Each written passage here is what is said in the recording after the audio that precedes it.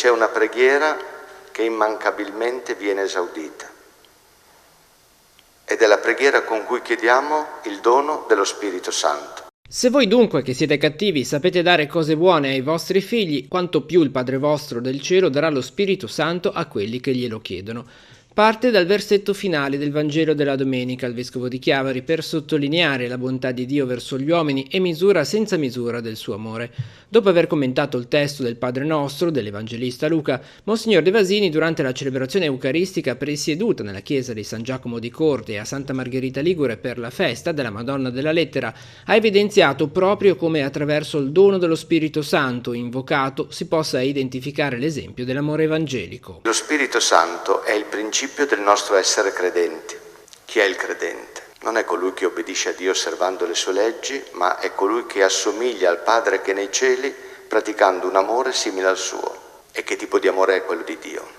È un amore che ci precede, è un amore universale da cui nessuno è escluso, è un amore immeritato, nessuno lo merita, è un amore gratuito. Una comunità in festa, quella di San Giacomo di Corte, molto devota alla Madonna della Lettera, che al termine della celebrazione eucaristica trasmessa in diretta da Teleradio Pace si è ritrovata sul sagrato della chiesa per un momento di fraternità. Noi siamo molto affezionati alla nostra parrocchia perché siamo cresciute noi tutte insieme qui da piccole e abbiamo cominciato a leggere in chiesa.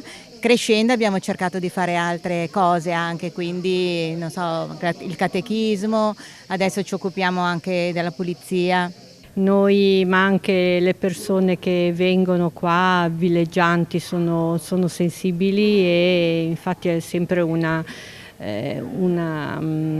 festività molto partecipata e molto sentita. Io ci tengo a dire che per esempio mia nonna, ho ereditato proprio da lei questo affetto per la Madonna della Lettera, perché mia nonna ai tempi si occupava molto anche, non so, delle tovaglie, di cucire, e allora io quando vedo la Madonna della Lettera che viene esposta con quella specie di bavaglio dove sono attaccati tutti gli ex voto, gli ori degli avi, insomma penso a lei e dico è una bella eredità che mi ha lasciato.